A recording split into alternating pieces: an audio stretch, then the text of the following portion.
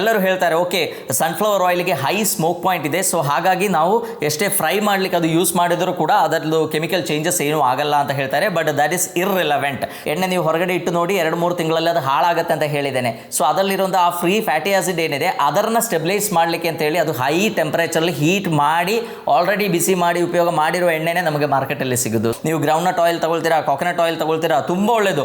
ನೀವೇನು ಮಾಡಿ ಅದನ್ನು ಫಿಸಿಕಲಿ ಎಕ್ಸ್ಟ್ರಾಕ್ಟ್ ಮಾಡಿ, ಫಿಸಿಕಲಿ ಎಕ್ಸ್ಟ್ರಾಕ್ಟೆಡ್ ಎಣ್ಣೆ ಅಷ್ಟೇ ಯೂಸ್ ಮಾಡಲಿಕ್ಕೆ ಪ್ಲಾನ್ ಮಾಡಿ. ಎಲ್ಲರಿಗೂ ನಮಸ್ಕಾರ, ನಾನು ಡಾಕ್ಟರ್ ಜಿತೇಶ್, ನಿಸರ್ಗ ಹಾಸ್ಪಿಟಲ್ ಸಿರ್ಸಿ. ನಾವೆಲ್ಲ ಈಗ ಅಡುಗೆಗೆ ಆಯಿಲ್ ಸೆಲೆಕ್ಟ್ ಮಾಡುವಾಗ ತುಂಬ ಕೇರ್ಫುಲ್ ಆಗಿರ್ತೀವಿ. ಅದು ಎಸ್ಪೆಷಲಿ ಮನೆಯಲ್ಲಿರುವ ಲೇಡೀಸ್ ಅಂತೂ ವೆರಿ ಕೇರ್ಫುಲ್ ಆಗಿರ್ತೀವಿ. ಸೊ ಅದರ ಮೇನ್ ರೀಸನ್ ಏನು ಅಂದರೆ ನಮಗೆಲ್ಲ ಗೊತ್ತು, ಆಫ್ಟರ್ ಏಜ್ ಆಫ್ 40 ನಮಗೆ ಕೊರೋನರಿ ಆರ್ಟರಿ ಡಿಸೀಸಸ್ ಒಕ್ಕರೆನ್ಸ್ ಏನಿದೆ ಅದು ತುಂಬ ಜಾಸ್ತಿ ಆಗ್ತಾ ಇದೆ. ನಮ್ಮ ಭಾರತದಲ್ಲಿ ಹಾರ್ಟ್ ಅಟ್ಯಾಕ್ಸಿಂದ ಆಗುವಂಥ ಡೆತ್ಗಳು ಕೂಡ ತುಂಬ ಜಾಸ್ತಿ ಆಗ್ತಾ ಇದೆ. ಸೊ ಈಗ ನಾನು ಎಷ್ಟೋ ಜನರಿಗೆ ನಾವು ಕೇಳುವಾಗ ಅಡುಗೆಗೆ ಯಾವ ಆಯಿಲ್ ಯೂಸ್ ಮಾಡ್ತೀರಾ ಅಂತ ಕೇಳುವಾಗ ಎಲ್ಲರೂ ಹೇಳುವಂಥ ಮೋಸ್ಟ್ ಆಫ್ ದಮ್ ಹೇಳುವಂಥ ಉತ್ತರ ಏನು ಅಂದರೆ ಸನ್ಫ್ಲವರ್ ಆಯಿಲ್ ಯೂಸ್ ಮಾಡ್ತಾ ಇದ್ವಿ ಅಂತ. ಸೊ ಅದರದ್ದು ರೀಸನ್ ಏನು ಅಂತ ಕೇಳಿದರೆ ಎಲ್ಲರೂ ಹೇಳ್ತಾರೆ ಅದರಲ್ಲಿ ತುಂಬ ಪುಫ ಇದೆ, ತುಂಬ ಮುಫ ಇದೆ, ಅದರಲ್ಲಿ ಒಮೆಗಾ ಇದೆ, ಆ್ಯಂಡ್ ಅದರಲ್ಲಿ ಇದು ಅನ್ಸ್ಯಾಚುರೇಟೆಡ್ ಫ್ಯಾಟ್ ಜಾಸ್ತಿ ಇರೋದರಿಂದ ಅದು ನಮ್ಮ ಕೆಟ್ಟ ಕೊಲೆಸ್ಟ್ರಾಲನ್ನು ಕಡಿಮೆ ಮಾಡುತ್ತೆ, ನಮ್ಮ ಕೊರೋನರಿ ಆರ್ಟರಿ ಡಿಸೀಸಸ್ ಬರೋದು ತಡೆಗಟ್ಟುತ್ತೆ ಅಂತ ಹೇಳ್ತಾರೆ. ಸೊ ನಾನು ಈ ವಿಡಿಯೋದಲ್ಲಿ ಆ್ಯಕ್ಚುಲಿ ಈ ಸನ್ಫ್ಲವರ್ ಆಯಿಲ್ ತಗೊಳ್ಳೋದ್ರಿಂದ ನಮಗೇನಾದರೂ ಹೆಲ್ತ್ ಬೆನಿಫಿಟ್ಸ್ ಇದೆಯಾ ಅಥವಾ ಅದರಿಂದ ನಮ್ಮ ಹೆಲ್ತ್ ಹಾಳಾಗುತ್ತಾ ಅಂತ ನಿಮ್ಮೊಟ್ಟಿಗೆ ಶೇರ್ ಮಾಡ್ತೇನೆ. ನಮ್ಮ ಆಯಿಲ್ ಕನ್ಸಂಪ್ಷನ್ ಅದು ಮೇನ್ಲಿ ನಾವು ಯಾವ ಆಯಿಲ್ ಸೆಲೆಕ್ಟ್ ಮಾಡ್ತೀವಿ ಅದರಲ್ಲೊಂದು ರೆವಲ್ಯೂಷನ್ ಆಗಿದೆ. ಲಾಸ್ಟ್ ಒಂದು 50 ಇಯರ್ಸಲ್ಲಿ ನಾವು ನೋಡಿದರೆ ಆಯಿಲ್ ಫೀಲ್ಡಲ್ಲಿ ಒಂದು ರೆವಲ್ಯೂಷನ್ ಆಗಿದೆ. ಸೊ ಅದಕ್ಕಿಂತ ಮೊದಲು ನಾವು ಮೇ ಬಿ ನಮ್ಮ ಗ್ರೌಂಡ್ನಟ್ ಆಯಿಲ್ ಇರ್ಬೋದು ಅಥವಾ ಕೋಕೋನಟ್ ಆಯಿಲ್ ಇರ್ಬೋದು, ಇನ್ನೂ ಅಷ್ಟು ತಗೊಳ್ಳಿಕ್ಕೆ ಆಗದೆ ಇರೋರು ಮೇ ಬಿ ಪಾಮ್ ಆಯಿಲ್ ಇರ್ಬೋದು. ಸೊ ಈ ಥರ ಎಣ್ಣೆಗಳನ್ನು ಜಾಸ್ತಿ ಉಪಯೋಗಿಸ್ತಾ ಇದ್ರು. ಬಟ್ ಈಗ ನಾವು ನೋಡಿದರೆ ಎವ್ರಿ ನುಕ್ ಆ್ಯಂಡ್ ಕಾರ್ನರ್ ನಮ್ಮ ಎಲ್ಲ ಹಳ್ಳಿಗಳಲ್ಲಿ ನೋಡಿದರೂ ಕೂಡ ಮ್ಯಾಕ್ಸಿಮಮ್ ಜನ ಯೂಸ್ ಮಾಡುವಂಥ ಒಂದು ಆಯಿಲ್ ಯಾವುದು ಅಂತ ಕೇಳಿದರೆ ಸನ್ಫ್ಲವರ್ ಆಯಿಲ್. ಸೊ ಇದರದ್ದು ರೀಸನ್ ನಾನು ಹೇಳಿದ್ದೇನೆ, ಬಿಕಾಸ್ ನಮಗೆಲ್ಲ ಒಂದು ಹೆದರಿಕೆ ಇದೆ, ನಮಗೆ ಹಾರ್ಟಿನ ಸಮಸ್ಯೆ ಬರ್ಬೋದು ಅಂತ ಹೆದರಿಕೆ ಇದೆ. ಯಾಕೆಂದರೆ ಭಾರತದಲ್ಲಿ ಹೈಯೆಸ್ಟ್ ಡೆತ್ ಆಗಲಿಕ್ಕಿರುವಂಥ ಒಂದು ರೀಸನ್ ಇಸ್ ಹಾರ್ಟ್ ಅಟ್ಯಾಕ್. ನಮಗೊಂದು ಆಸಿಡಿಟಿಯಿಂದ ಒಂದು ಪೇನ್ ಬಂದರೂ ಕೂಡ ನಾವು ಎಷ್ಟೋ ಸಲ ರಿಪೀಟೆಡ್ ಆಗಿ ಡಾಕ್ಟರ್ ಹತ್ರ ಹೋಗಿ ECG ಮಾಡಿ ನೋಡ್ತೀವಿ, ಬ್ಲಡ್ ಟೆಸ್ಟ್ಗಳು ಮಾಡಿ ನೋಡ್ತೀವಿ.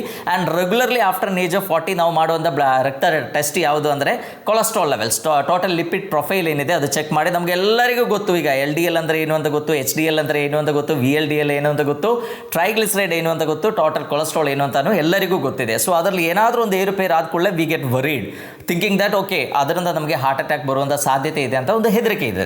ಸೊ ನಾನೀಗ ಹೇಳಿದಂಗೆ ಎಲ್ಲರೂ ಮ್ಯಾಕ್ಸಿಮಮ್ ಸನ್ಫ್ಲವರ್ ಆಯಿಲ್ ಯೂಸ್ ಮಾಡ್ತಾ ಇದ್ದಾರೆ. ಸೊ ಆ್ಯಕ್ಚುಲಿ ಈ ಸನ್ಫ್ಲವರ್ ಆಯಿಲ್ ಯೂಸ್ ಮಾಡೋದ್ರಿಂದ ನಮಗೆ ಏನಾದರೂ ಹೆಲ್ತ್ ಬೆನಿಫಿಟ್ ಇದೆಯಾ ಅಂತ ಕೇಳಿದರೆ ಓಕೆ ಅದರಲ್ಲಿ ಪಾಲಿ ಅನ್ಸ್ಯಾಚುರೇಟೆಡ್ ಫ್ಯಾಟಿ ಆಸಿಡ್ಗಳು ಜಾಸ್ತಿ ಇದೆ, ಮೊನೋ ಅನ್ಸ್ಯಾಚುರೇಟೆಡ್ ಫ್ಯಾಟಿ ಆಸಿಡ್ ಇದೆ.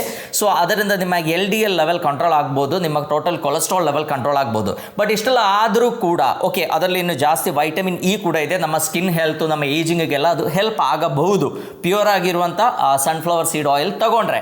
ಬಟ್ ಈ ಸನ್ಫ್ಲವರ್ ಆಯಿಲ್ ಇಷ್ಟೆಲ್ಲ ವರ್ಷಗಳಿಂದ ನಾವು ತಗೊಳ್ತಾ ಇದ್ದರೂ ಕೂಡ ನಮ್ಮ ಕೊಲೆಸ್ಟ್ರಾಲ್ ಲೆವೆಲ್ ಎಷ್ಟೋ ಕಡಿಮೆ ಆದರೂ ಕೂಡ ಹಾರ್ಟ್ ಅಟ್ಯಾಕ್ದ ಇನ್ಸಿಡೆನ್ಸಲ್ಲಿ ಏನೂ ಕಡಿಮೆ ಆಗಿಲ್ಲ, ಕೊರೋನರಿ ಆರ್ಟರಿ ಡಿಸೀಸಸ್ ಏನಿದೆ ಅದು ಕಡಿಮೆ ಆಗಿಲ್ಲ. So what is the benefit? ನಾವು ಈ ಸನ್ಫ್ಲವರ್ ಆಯಿಲ್ ಯೂಸ್ ಮಾಡಿ ಅದರಿಂದ ನಮ್ಮ ಹಾರ್ಟ್ ಅಟ್ಯಾಕ್ ಏನು ಬರೋದು ಕಡಿಮೆ ಆಗ್ತಾ ಇಲ್ಲ, ನಮ್ಮ ಕೊರೋನರಿ ಆರ್ಟರಿ ಡಿಸೀಸಸ್ ಕಡಿಮೆ ಆಗ್ತಾ ಇಲ್ಲ ಅಂದರೆ ಇದು ಉಪಯೋಗ ಮಾಡಿ ಅಷ್ಟೊಂದು ಬೆನಿಫಿಟ್ ಇಲ್ಲ ಅಂತ ಅರ್ಥ ಅಲ್ವಾ? ಸೊ ಅದರ ಮೇನ್ ರೀಸನ್ ಏನು ಅಂತ ಕೇಳಿದರೆ ನಮಗೆ ಮಾರ್ಕೆಟಲ್ಲಿ ಸಿಗುವಂಥ ಸನ್ಫ್ಲವರ್ ಆಯಿಲ್ ಏನಿದೆ that is highly adulterated. So ಯಾಕೆಂದರೆ ಅದು ಪ್ಯೂರ್ ಸನ್ಫ್ಲವರ್ ಆಯಿಲ್ ಇದೆ ಅಂತ ಆದರೆ ನಮಗೆ ಈ ಬೆನಿಫಿಟ್ಸ್ ಸಿಗಬೇಕಿತ್ತು. ನೀವೇ ವಿಚಾರ ಮಾಡಿ, 1 ಕಿಲೋ ಸನ್ಫ್ಲವರ್ ಸೀಡ್ಗೆ ಮೋರ್ ದೆನ್ 100 ರೂಪೀಸ್ ಬೆಲೆ ಇದೆ.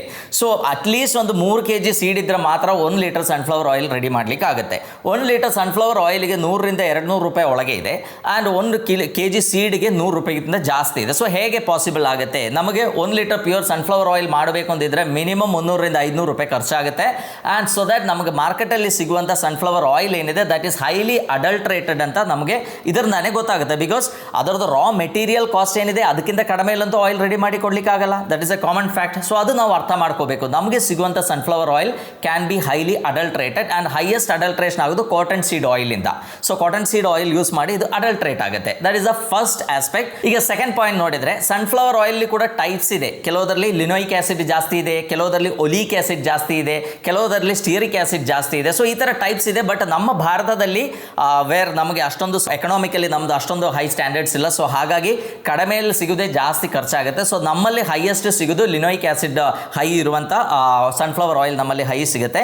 ಆ್ಯಂಡ್ ನಾವೇನು ನೋಡ್ತೀವಿ ಅದರಲ್ಲಿ ಒಮೆಗಾ ಇದೆ ಅಂತ ಹೇಳ್ತಾರೆ, ಬಟ್ ಈ ಒಮೆಗಾ 3 ಇದೆಯಾ, ಒಮೆಗಾ 6 ಇದೆಯಾ, ಒಮೆಗಾ 9 ಇದೆಯಾ ಅಂತ ಯಾರು ಇದು ನೋಡಲ್ಲ. ಇದರಲ್ಲಿ ಒಮೆಗಾ ಕಂಟೆಂಟ್ ಇದೆ ಅಂತ ಹೇಳಿದ ಕೂಡಲೇ okay that is very good for our heart ಅಂತ ಅಂದ್ಕೊಂಡು ನಾವು ತುಂಬ ಜಾಸ್ತಿ ತಗೊಳ್ಳಿಕ್ಕೆ ಸ್ಟಾರ್ಟ್ ಮಾಡ್ತೀವಿ. ಸೊ ಫಸ್ಟ್ ನಾವು ಅರ್ಥ ಮಾಡಬೇಕಾಗಿದೆ ಏನಂದರೆ ಯಾವ ಆಯಿಲ್ ಆದರೂ ಸರಿ ಭಾಳ ತಗೊಂಡ್ರೆ ಒಳ್ಳೇದಲ್ಲ. ಬಿಕಾಸ್ ಆಯಿಲಲ್ಲಿ ಹೈ ಕ್ಯಾಲರಿ ಇರುತ್ತೆ, ಅದು ನಮ್ಮ ಲೈಕ್ ಬ್ಲಡ್ ವೆಸಲ್ಸಲ್ಲಿ ಕೊಲೆಸ್ಟ್ರಾಲ್ ಅಕ್ಯುಮುಲೇಟ್ ಆಗಲಿಕ್ಕೆಲ್ಲ ಒಂದು ಕಾರಣ ಆಗುತ್ತೆ. ಈಗ 100 ಗ್ರಾಮ್ ಆಯಿಲ್ ತಗೊಂಡ್ರೆ ಅದರಲ್ಲಿ ಆಲ್ಮೋಸ್ಟ್ 800 to 900 ಕಿಲೋ ಕ್ಯಾಲರೀಸ್ ಇರುತ್ತೆ. ಸೊ ಹೈ ಆಯಿಲ್ ಇರುವಂಥ ಆಹಾರಗಳು ನಾವು ತಗೊಂಡ್ರೆ ಏನಾಗುತ್ತೆ, ನಮ್ಮ ಕ್ಯಾಲರಿ ಕನ್ಸಂಪ್ಷನ್ ಜಾಸ್ತಿ ಆಗುತ್ತೆ, ಕೊಲೆಸ್ಟ್ರಾಲ್ ಲೆವೆಲ್ ಜಾಸ್ತಿ ಆಗುತ್ತೆ, ಬೊಜ್ಜು ಜಾಸ್ತಿ ಆಗುತ್ತೆ. ಆ್ಯಂಡ್ ಆಯಿಲ್ ಜಾಸ್ತಿ ತಗೊಳ್ಳೋರಲ್ಲಿ ಈ ಆಡಿಪೋಸ್ ಟಿಶ್ಯೂಸಲ್ಲಿ ಇನ್ಫ್ಲಮೇಷನ್ ಆಗಿ ಒಬೇಸಿಟಿಗೆ one of the main reason is oil consumption. Okay, this is one aspect ಆಯಿತು. ಆ್ಯಂಡ್ ಈ ನಾನು ಹೇಳ್ದಂಗೆ ಈಗ ಲಿನೋಯಿಕ್ ಆ್ಯಸಿಡ್ ಜಾಸ್ತಿ ಇರುವಂಥ ಈ ಸನ್ಫ್ಲವರ್ ಆಯಿಲ್ ಏನಿದೆ ಅದರಲ್ಲಿ ಹೈಯೆಸ್ಟ್ ಆಗಿ ಇರೋದು ಒಮೆಗಾ 6 ಫ್ಯಾಟಿ ಆಸಿಡ್. ಸೊ ಈ ಒಮೆಗಾ 6 ಫ್ಯಾಟಿ ಆಸಿಡ್ ಏನಿದೆ ಅದು ಡೈಲಿ ನಾವು ಭಾಳ ಕನ್ಸ್ಯೂಮ್ ಮಾಡಬಾರ್ದು. ಅದರದ್ದು ಪ್ರಪೋರ್ಷನ್ ಏನಿದೆ ಮೇ ಬಿ ನಾವು ಒಂದು 1 ಗ್ರಾಮ್ ಒಮೆಗಾ 6 ಫ್ಯಾಟಿ ಆಸಿಡ್ ಅಷ್ಟೇ ಸಾಕು ನಮಗೊಂದು ದಿವಸಕ್ಕೆ. ಬಟ್ ಈ ಸನ್ಫ್ಲವರ್ ಆಯಿಲ್ ಏನಿದೆ ಅದರಲ್ಲಿ ಒಮೆಗಾ 6 ಫ್ಯಾಟಿ ಆಸಿಡ್ ಜಾಸ್ತಿ ಇರೋದ್ರಿಂದ ನಮ್ಮ ಬಾಡಿಯಲ್ಲಿ ಇನ್ಫ್ಲಮೇಷನ್ ಆಗುವಂಥ ಸಾಧ್ಯತೆ ಏನಿದೆ ಅದು ತುಂಬ ಜಾಸ್ತಿ ಇದೆ. ಅದು ನಮ್ಮ ಆಡಿಪೋಸ್ ಟಿಶ್ಯೂಸಲ್ಲಿ ಇರ್ಬೋದು, ರಕ್ತನಾಳಗಳಲ್ಲಿ ಇರ್ಬೋದು, ಅರಾಕಿಡೋನಿಕ್ ಆಸಿಡ್ ಅಂತ ಹೇಳ್ತೀವಿ. ಸೊ ಅದು ಇನ್ಫ್ಲಮೇಷನ್ನ ಪ್ರಮೋಟ್ ಮಾಡುವಂಥ ಒಂದು ಐಟಮ್. ಸೊ ಅದು ಜಾಸ್ತಿ ಇರೋದ್ರಿಂದ ಬಾಡಿಯಲ್ಲಿ ಇನ್ಫ್ಲಮೇಷನ್ ಆಗಿ ನಮಗೆ ಕಾಯಿಲೆಗಳು ಬರುವಂಥ ಸಾಧ್ಯತೆ ಇದೆ. ನಮ್ಮ ಆಹಾರ ಕನ್ಸಂಪ್ಷನ್ಲಿ ಇರುವಂಥ ಪ್ರಪೋರ್ಷನ್ ಏನಿದೆ ಒಮೆಗಾ 3 ಮತ್ತು ಒಮೆಗಾ 6 ಅಲ್ಲಿ ಇರಬೇಕಾಗಿರೋ ಪ್ರಪೋರ್ಷನ್ಲಿ ಬಂದಿರುವ ಚೇಂಜೇ ಇಷ್ಟೆಲ್ಲ ಇನ್ಫ್ಲಮೇಟರಿ ಕಾಯಿಲೆಗಳು ಬರಲಿಕ್ಕೆ ಇರುವಂಥ ಮೇನ್ ರೀಸನ್. ಸೊ ಒಮೆಗಾ 6 ಜಾಸ್ತಿ ಇರುವಂಥ ಈ ಸನ್ಫ್ಲವರ್ ಆಯಿಲ್ ನಾವು ರೆಗ್ಯುಲರ್ಲಿ ತಗೊಂಡ್ರೆ, ಜಾಸ್ತಿ ಪ್ರಮಾಣದಲ್ಲಿ ತಗೊಂಡ್ರೆ ನಮ್ಗೆ ಏನಾಗುತ್ತೆ ಪ್ರಾಬ್ಲಮ್ ಬರ್ಬೋದು. ಆ್ಯಂಡ್ ಅದರೊಟ್ಟಿಗೆ ನಾನು ಹೇಳಿದ್ದೇನೆ sunflower oil is highly adulteration ಮಾಡಲಿಕ್ಕೆ ತುಂಬ ಈಸಿ ಆಗಿರುವಂಥ ಒಂದು ಆಯಿಲ್. ಬಿಕಾಸ್ ಅದರ ಕಾಸ್ಟ್ ಎಫೆಕ್ಟಿವ್ ಆಗಿ ಅವರು ಮಾಡಬೇಕು, ಇಲ್ಲಾಂದರೆ ಏನಾಗುತ್ತೆ ನಮಗೆ ಅದು ಅವರಿಗೆ ಮಾರ್ಕೆಟ್ ಮಾಡಲಿಕ್ಕೆ ಆಗಲ್ಲ. ಹೈ ಕಾಸ್ಟ್ ಆದ ಕೂಡಲೇ ನಮಗೆ ಅದು ಖರೀದಿ ಮಾಡಲಿಕ್ಕೂ ಕೂಡ ಆಗೋದಿಲ್ಲ. ಆ್ಯಂಡ್ ಅದರ ಒಟ್ಟಿಗೆ ಅದರಲ್ಲಿ ಎಷ್ಟೋ ಆಡಿಟಿವ್ಸು, ಪ್ರಿಸರ್ವೇಟಿವ್ಸು ಆಗ್ತಾರೆ. ನಮ್ಮ ಆರೋಗ್ಯ ಹಾಳಾಗುವಂಥದ್ದು ಎಷ್ಟೋ ಕೆಮಿಕಲ್ಸ್ ಅದರಲ್ಲಿ ಯೂಸ್ ಮಾಡಿರ್ತಾರೆ. ಸೊ ಅದರದ್ದು ಸೈಡ್ ಎಫೆಕ್ಟ್ಸ್ ಕೂಡ ನಮಗೆ ಬರುವಂಥ ಸಾಧ್ಯತೆ ಇದೆ. ನಾನು ಹೇಳಿದ್ದೀನಿ ಇಷ್ಟೆಲ್ಲ ಕೊಲೆಸ್ಟ್ರಾಲ್ ಲಾವರಿಂಗ್ ಕೆಪಾಸಿಟಿ ಇರುವಂಥ ಸನ್ಫ್ಲವರ್ ಆಯಿಲ್ ನಾವು ರೆಗ್ಯುಲರ್ಲಿ ತಗೊಂಡ್ರೂ ಕೂಡ ಭಾರತದಲ್ಲಿ ಹಾರ್ಟ್ ಅಟ್ಯಾಕ್ ಬರೋದೇನು ಕಡಿಮೆ ಆಗಿಲ್ಲ, ಕೊರೋನರಿ ವೆಸಲ್ ಡಿಸೀಸಸ್ ಕೂಡ ಕಡಿಮೆ ಆಗಿಲ್ಲ. ಸೊ ನೆಕ್ಸ್ಟ್ ಪಾಯಿಂಟ್ ಏನಂದರೆ ಇದರದ್ದು ಸ್ಮೋಕ್ ಪಾಯಿಂಟ್. ಎಲ್ಲರೂ ಹೇಳ್ತಾರೆ ಓಕೆ ಸನ್ಫ್ಲವರ್ ಆಯಿಲ್ಗೆ ಹೈ ಸ್ಮೋಕ್ ಪಾಯಿಂಟ್ ಇದೆ, ಸೊ ಹಾಗಾಗಿ ನಾವು ಎಷ್ಟೇ ಫ್ರೈ ಮಾಡಲಿಕ್ಕೆ ಅದು ಯೂಸ್ ಮಾಡಿದರೂ ಕೂಡ ಅದರದ್ದು ಕೆಮಿಕಲ್ ಚೇಂಜಸ್ ಏನೂ ಆಗಲ್ಲ ಅಂತ ಹೇಳ್ತಾರೆ. But that is irrelevant.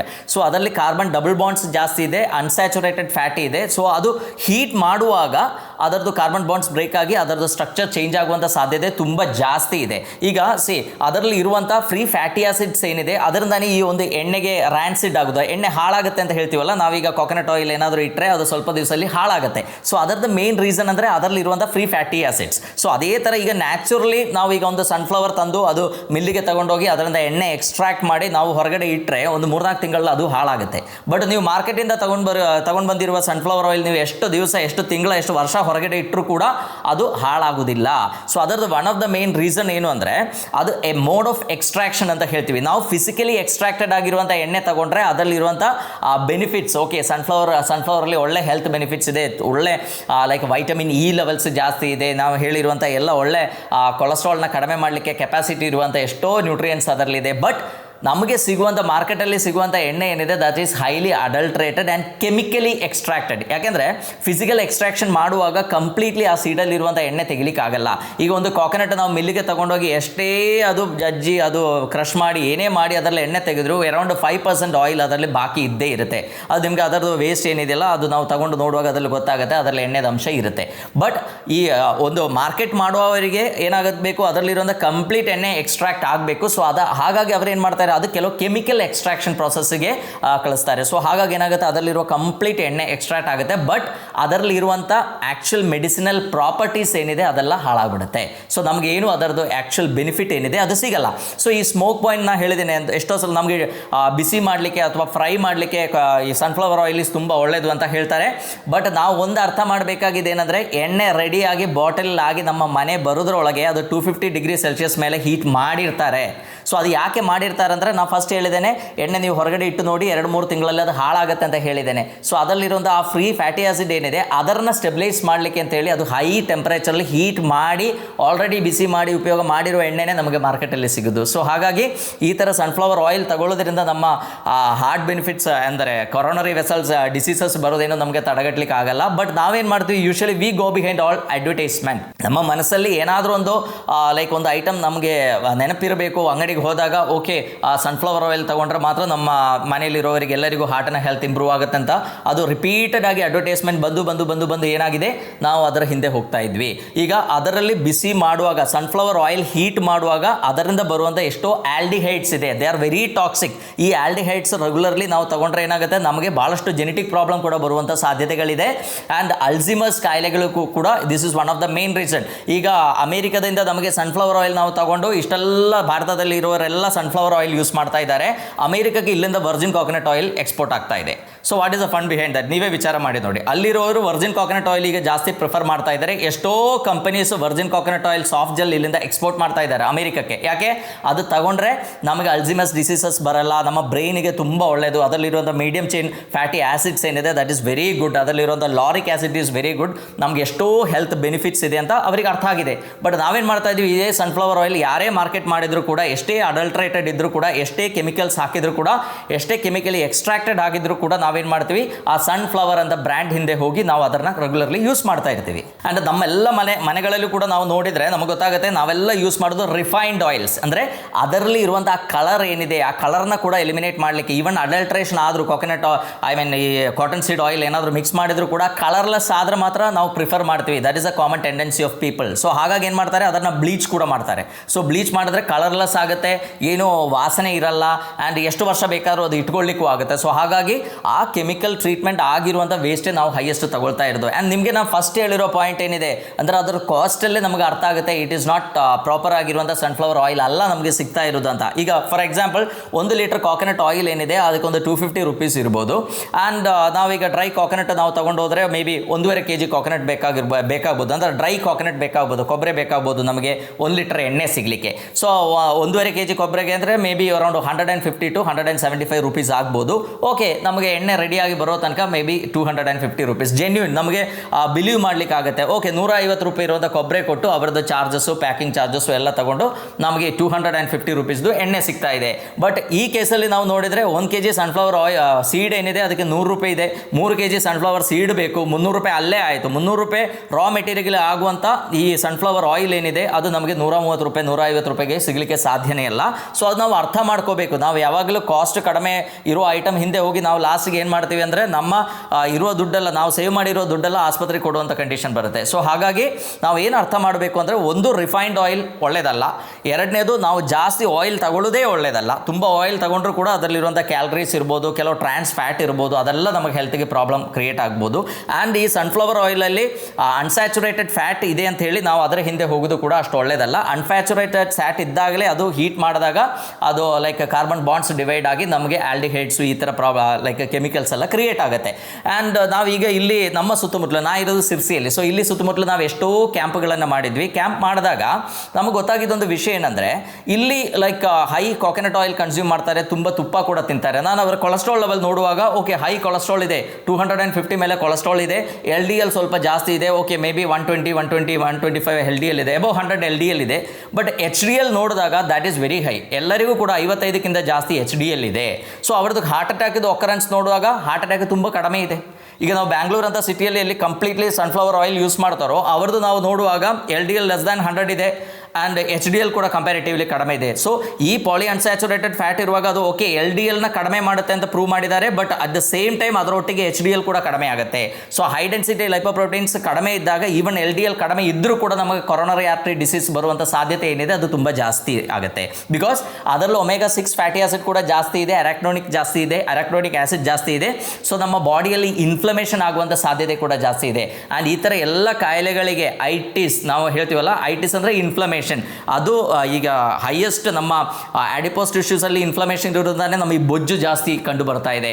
ಅದೇ ಥರ ರಕ್ತನಾಳಗಳಲ್ಲಿ ಆಗುವಂಥ ಇನ್ಫ್ಲಮೇಷನ್ ಏನಿದೆ, ಅಥೆರೋಸ್ಕ್ಲೆರೋಸಿಸ್ ಏನಿದೆ, ಅದರಿಂದಾನೇ ಬ್ಲಾಕೇಜ್ ಡೆವಲಪ್ ಆಗಿ ಕೊರೋನರಿ ಆರ್ಟರಿ ಡಿಸೀಸಸ್ ಕೂಡ ಬರ್ತಾ ಇದೆ. ಸೊ ನಾವೇನು ಮಾಡಬೇಕು, ಫಸ್ಟ್ ಆ್ಯಂಡ್ ಫಾರ್ಮೋಸ್ಟ್ ನಮ್ಮ ಸುತ್ತಮುತ್ತಲು ಸಿಗುವಂಥ ನ್ಯಾಚುರಲಿ ಸಿಗುವಂಥ ಎಣ್ಣೆ ಬಳಸೋದು ತುಂಬ ಒಳ್ಳೆಯದು. ನೀವು ಗ್ರೌಂಡ್ನಟ್ ಆಯಿಲ್ ತಗೊಳ್ತೀರಾ, ಕೊಕೊನಟ್ ಆಯಿಲ್ ತಗೊಳ್ತೀರಾ, ತುಂಬ ಒಳ್ಳೆಯದು. ನೀವೇನು ಮಾಡಿ ಅದನ್ನು ಫಿಸಿಕಲಿ ಎಕ್ಸ್ಟ್ರಾಕ್ಟ್ ಮಾಡಿ, ಫಿಸಿಕಲಿ ಎಕ್ಸ್ಟ್ರಾಕ್ಟೆಡ್ ಎಣ್ಣೆ ಅಷ್ಟೇ ಯೂಸ್ ಮಾಡಲಿಕ್ಕೆ ಪ್ಲ್ಯಾನ್ ಮಾಡಿ.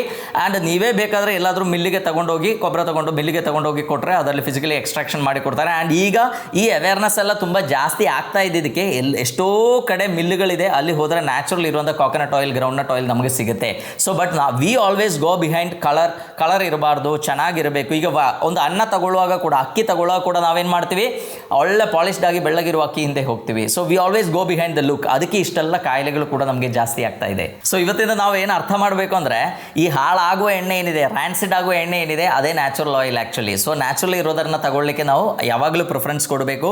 ಒಳ್ಳೆ ಕಂಪನಿ ಹೆಸರು ಚೆನ್ನಾಗಿದೆ ಅಂತ ಹೇಳಿ ನಾವು ಒಳ್ಳೆ ರಿಫೈನ್ಡ್ ಆಗಿರೋ, ಒಳ್ಳೆ ಆರ್ಡರ್ಲೆಸ್, ತುಂಬ ಫ್ರೈ ಮಾಡಲಿಕ್ಕೆ ತುಂಬ ಒಳ್ಳೆಯದು, ಶೆಲ್ಫ್ ಲೈಫ್ ತುಂಬ ಜಾಸ್ತಿ ಇದೆ ಅಂತ ಹೇಳ್ತಾರೆ. ಅದು ಜಾಸ್ತಿ ಇರಲಿಕ್ಕೆ ಕಾರಣ ಏನು, that is chemically treated. So ನಾನು ಹೇಳೋದೇನೆಂದರೆ, ನಮ್ಮ ಸುತ್ತಮುತ್ತಲು ಇರುವಂಥ ಕೊಕೊನಟ್ ಆಯಿಲ್ ಇರ್ಬೋದು, ಲೈಕ್ ಗ್ರೌಂಡ್ನಟ್ ಆಯಿಲ್ ಇರ್ಬೋದು. ಈಗ ಎಷ್ಟೋ ಜನ ಹೇಳ್ತಾರೆ ಕೇರಳದಲ್ಲಿ ಹಾರ್ಟ್ ಅಟ್ಯಾಕ್ ತುಂಬ ಜಾಸ್ತಿ ಇದೆ, ಅದರ ಮೇನ್ ರೀಸನ್ ಕೊಕೊನಟ್ ಆಯಿಲ್ ಅಂತ ಹೇಳ್ತಾರೆ. But it's not so.